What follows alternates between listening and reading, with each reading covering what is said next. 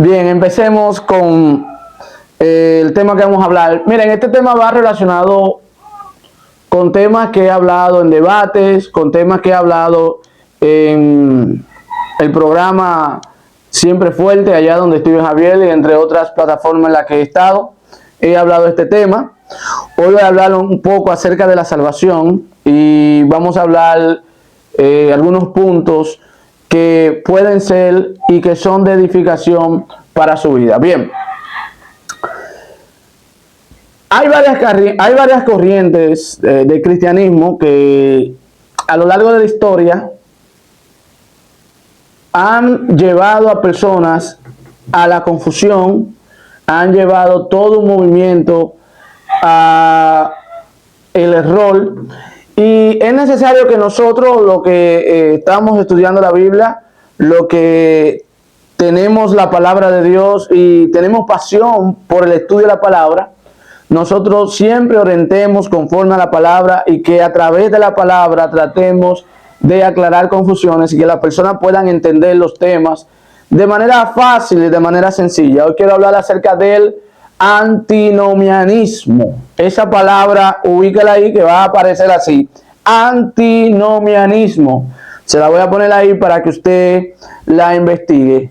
Esa palabra la vamos a estudiar en breve minuto y vamos a estudiar el legalismo. El legalismo, que son dos peligros de cristianismo que afectan a las personas. Salen de cristianos, de personas que estudian la Biblia, estas dos filosofías, estas dos corrientes filosóficas. Por una parte tenemos el legalismo y por otra parte tenemos el antinomianismo. Ahora, el legalismo es la parte del cristianismo que trata de ser un poco al estilo farisaico. O sea, en tiempos bíblicos habían 7 tipos de fariseos, pero había, la corriente en sí era que ellos querían mirar la ley por encima de la gracia. Querían ser muy legalistas, o sea, muy exigentes con la ley. Querían imponer la ley a la mala, y de hecho trataron de imponer leyes que Dios nunca mandó. Entonces los fariseos eran un tipo de corriente legalista que imponían y que ponían la ley por encima de la justicia, del amor y así por el estilo. Ahora, fíjate lo que implica el legalismo. El legalismo es práctico de verlo.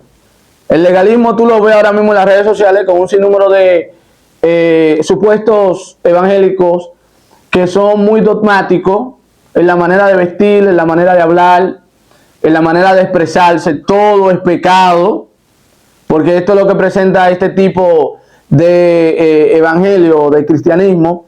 Presenta un evangelio cuadrado. O sea, este tipo de evangelio presenta un evangelio cuadrado. Presenta a un Dios cuadrado que no acepta ni tolera al pecador y que no acepta ningún tipo de error. La mayoría de los cristianos que siguen la corriente legalistas siempre están asustados. Otra de las cosas que tú puedes identificar en un legalista es que el legalista vive con el miedo a perder la salvación. En los 7 tipos de fariseos que había un fariseo que era el fariseo de vista, que este era uno que andaba con los ojos hacia abajo para no mirar, porque creía, para no mirar a alguna mujer, algo que lo pudiera impulsar o inducir al pecado, con el temor de que Dios lo iba a castigar. Entonces, en la forma práctica, ustedes ven que una de las cosas que hace el legalismo es que trata de tener a sus adeptos, trata de tener a las personas que están en esa corriente con temor. Número 1, de perder la salvación.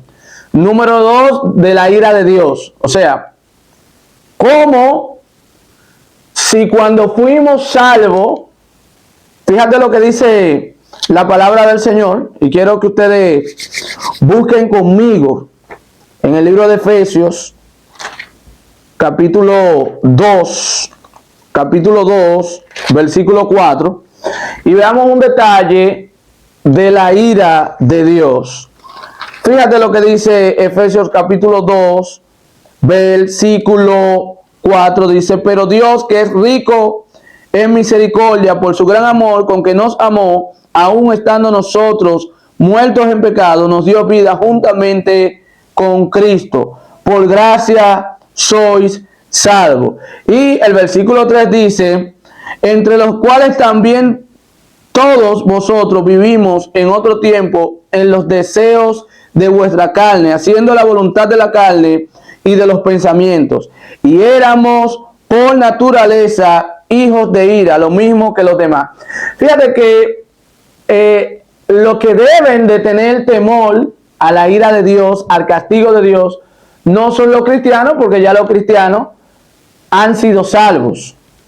O sea, ya los cristianos han sido lavados, santificados, purificados, apartados por la sangre de Cristo. Es decir, una persona que es cristiana no debería vivir con el miedo de la ira de Dios o con el miedo al castigo de Dios, porque ya esa no es la paga. Entonces, una cosa es tener miedo a la ira de Dios o al castigo de Dios, y otra cosa es tener temor a Dios.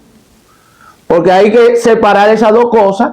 En el libro de Proverbios, capítulo 1, versículo 7, dice que el principio de la sabiduría es el temor a Jehová. Y algunas traducciones pudieran decir es un respeto o es un temor reverente a Dios. Es decir, que debe de haber un temor reverente que nos haga reverenciar a Dios y que no nos dé miedo de perder la salvación. Entonces, este tipo de cristianismo legalista hace que las personas vivan con el temor a perder la salvación.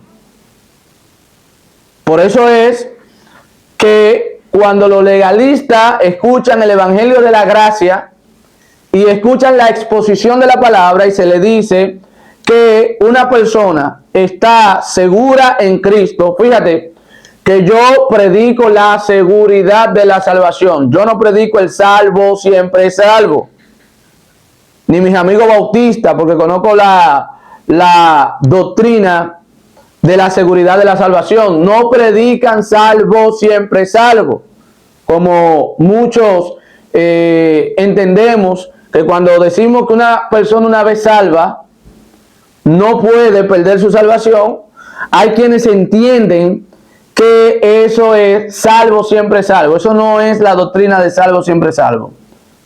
Ahora, ¿cuál es la doctrina salvo siempre salvo?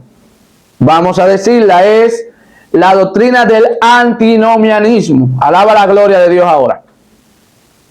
Esa es la doctrina del salvo siempre salvo, la doctrina antinomianista. Ahora, hay que definir la palabra antinomianismo para nosotros poder entender a qué nos estamos refiriendo con esa corriente filosófica doctrinal que existe hoy en día dentro de la iglesia. Y hay cristianos aquí en Mendoza, Villa Carmen, Invivienda, Bellocampo, Estados Unidos, Pensilvania, España, Colombia, Venezuela, Ecuador y un sinnúmero de países que siguen esa corriente antinomianista. Y vamos a tratar de identificar cómo yo soy antinomianista en forma práctica. Pero vamos a tratar de explicar. El antinomianismo, la palabra nomianismo en griego es la palabra ley.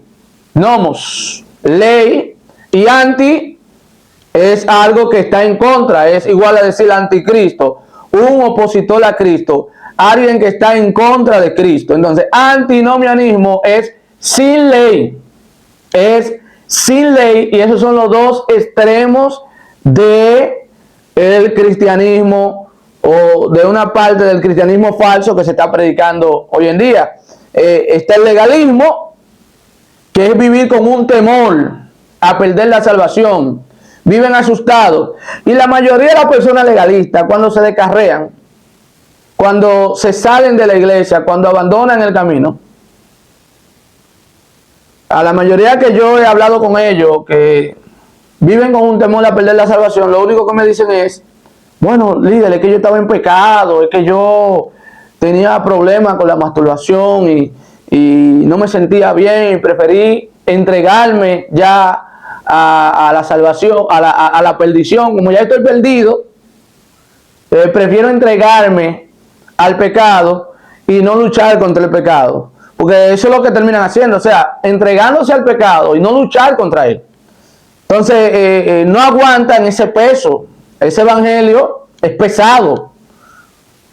¿Por qué es pesado? Porque es un evangelio que no es bíblico. Como no es bíblico, pesa en la conciencia. La mayoría de personas legalistas, cuando se descarrean, se dan una descarriada satánica, una descarriada fea. Entonces, ¿por qué? Porque es un evangelio pesado. Entonces, por otra parte, tenemos el legalismo, que es un evangelio, el antinomianismo, que es un evangelio más liberal. Es un evangelio falso, porque no solamente está el legalismo, sino el antinomianismo, el vivir sin ley. El creer que una vez ya nosotros fuimos salvos, ya no tenemos que obedecer a Dios. No tenemos que obedecer a Dios y ya si yo hablo mentira no importa porque Dios murió por mi mentira. Si yo me he visto sexy como muchas cristianas que están predicando en los púlpitos con pantalones apretados.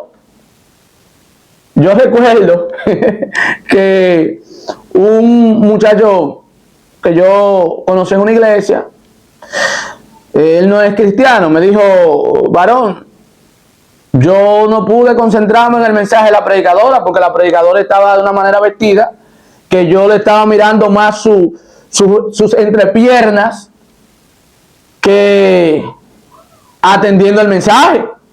Oye, mira cómo un hombre no cristiano dice, o sea, no captó el mensaje porque estaba mirando sus entrepiernas, la entrepierna de la predicadora que tenía un pantalón jean apretado, tenía una blusa que no le tapaba el pantalón y bueno, estaba muy provocativa en la percepción de él. Entonces él dijo que no pudo. Entonces se está viviendo un evangelio muy ligero, un evangelio que nada es pecado, o sea, mentir constantemente no es pecado, engañar, ser hipócrita, ser homosexual, tener a Dios lejos de tu corazón y de tus quehaceres, de tus prioridades, eso no es nada. O sea, eso es, yo soy salvo y punto. Porque Cristo murió por mis pecados y punto. Y yo no puedo pagar. Entonces, ese tipo de cristiano lamentablemente no es salvo. Se dirige al infierno. Ese tipo de cristianos, si mueren, o no cristianos, de personas que creen en ese tipo de cristianismo, si mueren, irán al infierno porque son falsos creyentes. O sea, han dejado de observar. Entonces, ¿cómo yo puedo lidiar con el legalismo y con el antinomianismo? Que esa corriente filosófica sí presenta, escuche bien esto, sí presenta el salvo siempre salvo. A pesar de cualquier cosa, yo soy salvo. A pesar de que yo robe, de que yo mate, de que yo mienta, de que yo vista sexy, de que yo sea adúltero, fornicario, de que yo sea un pecador en potencia, de que mi vida no refleje a Cristo, yo soy salvo. Eso no es así. Si usted piensa que es salvo viviendo una vida desenfrenada en pecado, le voy a recomendar que se arrepienta de todo corazón y que se vuelva a Dios y a su palabra. Ahora, ¿cómo podemos contrarrestar estas dos corrientes filosóficas, dividir una de la otra y poder ser un cristiano auténtico y poder identificar qué es lo que la Biblia dice cuando me asegura la salvación? En primera instancia, una persona que es salva, lo primero que es justificado. Anote ahí esa palabra, justificado. Eso está en Romanos capítulo 5 y en el capítulo 6. Dice que nosotros fuimos justificados. La palabra justificación, lo que quiere decir es que Dios Padre trató a Jesucristo como el peor de los pecadores, el peor asesino, violador, para que el peor de los pecadores, si se arrepiente y entrega su vida a Cristo, sea tratado como el más santo, como el Hijo de Dios. O sea, eso fue un intercambio. Al que es bueno, al que es justo, al que nunca pecó, lo trataron como el peor pecador, para que al peor pecador lo traten como que nunca ha pecado, como que nunca ha hecho nada malo, y para que sea salvo. Es decir, lo que Dios hizo en la justificación fue que la culpa tuya la echó en los hombros de Cristo y ya Él no te culpa. Entonces, la rectitud, el amor, la justicia de Cristo la puso en tu cuenta. Eso es como yo decirle a mi esposa, mira, lo que yo voy a hacer es que yo tengo un dinero, tú tienes una deuda en el banco de 400,000 pesos, yo tengo 400,000 pesos, o sea, a mí me están prestando 400,000 pesos el banco, yo lo que voy a agarrar, voy a tomar esos 400,000 pesos, voy a pagar tu deuda y la deuda tuya va a quedar a mi nombre. ¿Pudieron entender eso? Entonces, esa es la justificación. Usted ha sido justificado en Cristo. O sea, la justicia de Dios la pusieron a su favor. O sea, de Dios Hijo, de Jesucristo. Entonces, lo segundo que un cristiano es, aparte de ser justificado, el cristiano nace de nuevo. Es una nueva criatura. Y lo puede buscar en el capítulo 5 de 2 de Corintios, versículo 17, dice que ahora en Cristo somos, ¿qué? Nueva criatura. Lo puede buscar. 5:17 de 2 de Corintios. Que en Cristo ahora somos nueva criatura. Es decir, ya no somos el mentiroso, el adúltero, el fornicario, el hipócrita, el orgulloso, la orgullosa, no. Ahora soy una persona amable, afable, una persona bondadosa, una persona que ha sido renovada y que está siendo estructurada conforme a la imagen de su Creador a través de su Hijo Jesucristo. ¿Qué dice? 2 de Corintios 5:17 dice de la siguiente manera. Dice, de modo que si alguno está en Cristo, nueva criatura es. Las cosas viejas pasaron. He aquí, todas son hechas nuevas. Si usted es cristiano, número 1 es justificado. Número 2 es nueva criatura. Número 3, si usted es cristiano, usted ha nacido de nuevo. Alaba la gloria de Dios. Usted ha nacido de nuevo. El nacer de nuevo significa que usted ahora tiene una nueva naturaleza que permea su mente, su corazón y que está transformando todo. Bien, entonces usted tiene una nueva naturaleza. 1 de Corintios 2:14 dice que ahora ya no tienes tu mente, tienes la mente de Cristo operando en ti. Ahora vas a hacer el propósito de Dios en el nombre de Jesús, es decir, vas a tratar de buscar lo mismo que Cristo buscó. Cristo buscó glorificar al Padre, Cristo buscó hacer la voluntad del Padre. En el libro de Hebreos capítulo 10, versículo 10 dice, en el rollo del libro está escrito, el hacer tu voluntad, hablando el Hijo, diciéndole al Padre, el hacer tu voluntad me ha agradado. Es decir, Cristo buscó todo el tiempo hacer la voluntad de Dios. Y si usted tiene la mente de Cristo, es decir, que usted tiene la vida de Cristo en usted, usted buscará la manera de buscar la gloria de Dios como Cristo buscó la gloria de Dios y glorificarlo. Entonces, en cuarto lugar, ¿qué hace un cristiano? Bien, fíjate que vuelvo al legalismo. El legalismo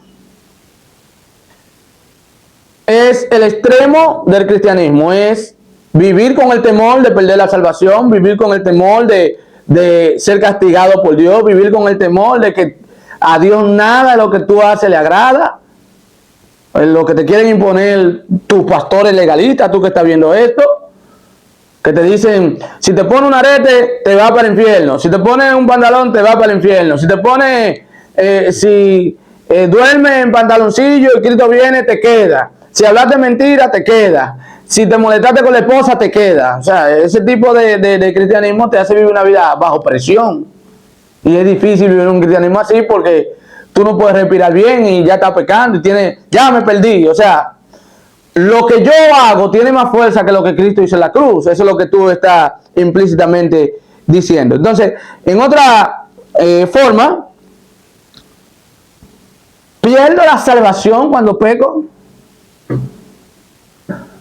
Yo voy a dar una opinión leve.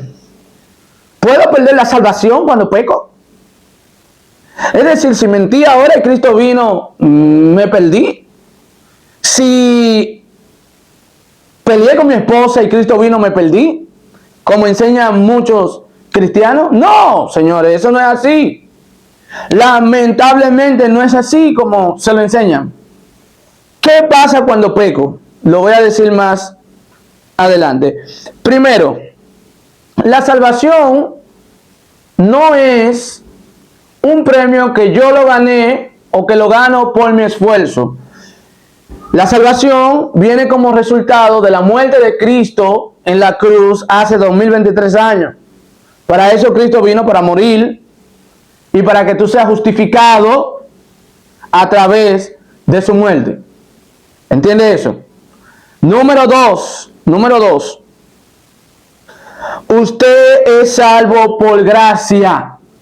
Por gracia, no por las obras de la ley. Una de las cosas que en el siglo XV se discutió en los diferentes concilios de la Iglesia Católica fue que los católicos atacaron atenuantemente al protestantismo que había surgido, diciendo que si usted presenta que hay una seguridad de la salvación y luego yo peco, ¿qué pasa? Esa es la pregunta de todo el que no cree en la seguridad de la salvación. ¿Qué pasa? Si yo peco, ¿qué es lo que me va a pasar? Porque tú me estás diciendo que yo voy a pecar y entonces me voy a... no me voy a perder, no va a haber consecuencias. Claro que va a haber consecuencias. Pero la salvación no, la salvación no será la consecuencia. O sea, tú no te vas a perder por tu pecar. Y para que no estoy dando licencia para pecar. No estoy dando licencia para pecar. Pero una vez tú eres salvo, lo primero que tú haces es que cuando pecas, no pierdes la salvación, pierdes comunión con Dios. Escucha bien. Juan 1:9 dice de la siguiente manera, y Juan capítulo 2 dice así el texto. Vamos a leer esos dos textos para que usted pueda observar qué es lo que la Biblia nos dice. Fíjese aquí. En Juan 1, capítulo 8 dice, si decimos que no tenemos pecado, nos engañamos a nosotros mismos y la verdad no está en vosotros. Si confesamos nuestro pecado, Él es fiel y justo para perdonar nuestros pecados y limpiarnos de toda maldad. Fíjate cómo Dios trata el pecado, diferente a cómo lo tratan los legalistas. Los legalistas dicen que si tú pecaste, te vas a perder. La Biblia dice que si tú pecaste, debes de confesar el pecado. Y fíjate lo que dice. Si confesamos nuestro pecado, Él es fiel y justo para perdonar. Número uno, Él es fiel y justo para perdonar nuestro pecado y limpiarnos de toda maldad. Y Juan sigue diciendo, hijitos míos, estas cosas os escribo para que no pequéis. Y si alguno tuviere pecado, abogado tenemos para con el Padre, Jesucristo el justo. Es decir, el apóstol Juan trata el pecado de una forma distinta al legalismo. Él dice, usted pecó, bien, venga, confiese el pecado, apártese de él y Dios lo va a perdonar, distinto a los legalistas, que si tú pecaste te condenan, te sellan. Seguimos. Ahora bien,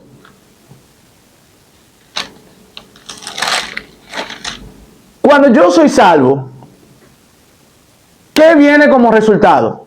Cuando yo soy salvo, ¿qué viene como resultado? Porque hay que entender eso. Número uno, si yo no pierdo mi salvación, ¿cuál es la seguridad de que yo no la pierda? O sea, ¿cómo yo estoy seguro en Cristo de que yo no pierda la salvación? Ahora bien, yo te voy a explicar. Número uno, quien murió por ti pagó una deuda eterna que tú tienes que pagarla, o que tú debías de pagarla. Número uno.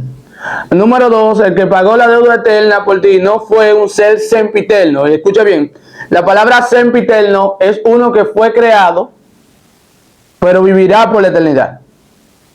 Pero la palabra eterno es uno que no ha sido creado y ha sido eterno todo el tiempo. Es decir, un ángel no podía pagar un precio eterno porque los ángeles son sempiternos. Tuvieron un principio, no tienen final. Quien debió de pagar una deuda eterna debió de ser un ser eterno. Y ese ser eterno fue el Hijo de Dios, que es el Hijo eterno de Dios. Entienda eso. Y usted podrá consumir esto. Número 3. Cuando los sacerdotes en el Antiguo Testamento entraban a el lugar santísimo, el sumo sacerdote era que entraba, no el sacerdote normal, el sumo sacerdote entraba con unos linderos amarrados una vez al año y primero tenía que ofrecer sacrificio por él y su familia y luego debía de ofrecerle un sacrificio por el pueblo. Y eso él lo hacía todos los años porque los machos cabríos solamente cubrían el pecado un momento. La Biblia dice que Cristo entró una vez y para siempre y pagó el pecado. Es decir, que su pago fue perfecto. Él no entró para entrar otra vez. Entró una sola vez y para siempre. De manera que una sola vez y para siempre Cristo murió por tu pecado. Y los pecados que tú habías cometido en el pasado fueron perdonados. Lo que cometes en el presente son perdonados. Y aún lo que Él sabe que tú cometerás en el futuro también están perdonados. Porque Cristo lo pagó todo en la cruz que le quepa a usted. Entonces, ya para terminar, ¿por qué la Biblia dice o por qué enseñamos que la salvación es algo seguro que usted tiene? Porque quien lo salvó es quien lo preserva. Filipenses 1:6 dice que el que nos llamó y empezó la buena obra en nosotros, la terminará. Y la pregunta sería, si ese que empezó la buena obra en vosotros la terminará, y luego resulta que usted se muere y se pierde, ¿la terminó Dios o usted se le salió de la mano a Dios? ¿Puede algo salírsele de la mano a Dios? ¿O Dios tiene el control de todas las cosas? Yo creo que nada se sale del control de Dios y que Dios tiene control aún del infierno, de todas las cosas. Yo confío en un Dios que tiene el control de todo y que sabe lo que hace. De manera que, para terminar, en Juan capítulo 3, versículo 8, primera de Juan dice de la siguiente manera, dice, el versículo 7 dice, hijitos, nadie os engañe, el que hace justicia es justo, como Él es justo. El que practica el pecado es del diablo, porque el diablo peca desde el principio. Para esto apareció el Hijo de Dios, para deshacer las obras del diablo. Todo aquel que ha nacido de nuevo no practicará el pecado, todo aquel que ha nacido de nuevo sentirá un repudio, un odio hacia el pecado. No es que va a dejar de pecar, obvio, su naturaleza o nuestra naturaleza es pecaminosa, pero tratará de vivir una vida apartada del pecado, tratará de vivir una vida sumergida en la palabra de Dios, tratará de vivir una vida que agrade a Dios. Por consiguiente, yo no hago obras, ni el cristiano está llamado a hacer obras para salvarse. El cristiano está llamado a hacer la obra de Dios por amor a Dios. La ley que el cristiano debe de guardar es amar a Dios. Y como consecuencia Jesús dice, el que me ama, el Evangelio según San Juan 15, versículo 10, el que me ama guardará mi palabra.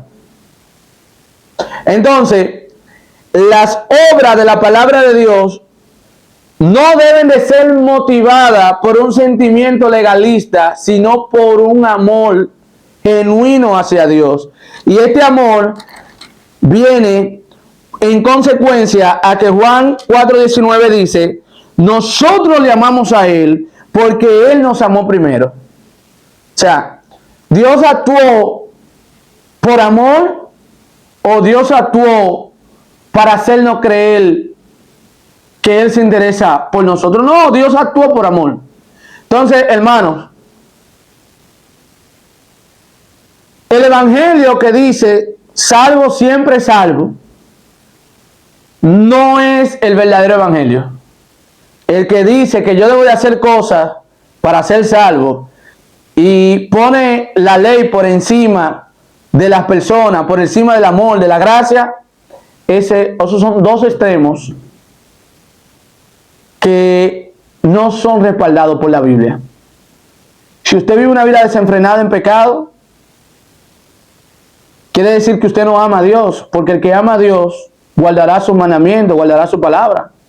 El que ama a Dios se santificará, y la santificación tiene 3 niveles. Número 1, el primer nivel de la santificación es ser separado del mundo. Número 2, el segundo nivel de la santificación es la consagración. Y número 3, el tercer nivel de la santificación será la glorificación. Entonces, el que es santo, primero, está separado del mundo.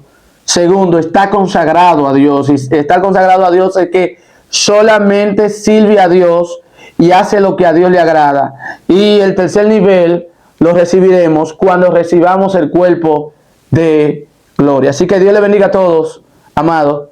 Disculpe que este fue extenso, pero debí de hacerlo para que las personas entiendan nuestro punto. Soy su hermano, maestro y evangelista Julián Misael. Me congrego en la iglesia Jesucristo Fuente de Amor, que pastorea nuestro hermano pastor José Rafael Pérez, mejor conocido como Freddy Pérez. Lo pueden conseguir en Instagram, en Facebook, y lo pueden conseguir en la radio, en Radio Renuevo 89.9, en el programa Fuente de Amor. Aquí, suscríbase a este canal. Dios bendiga a mi esposa que está detrás de cámara. Dios bendiga a mi niña que se acaba de dormir. Dios bendiga a todos los que están viendo este programa. Y comparte este video. Dios te bendiga.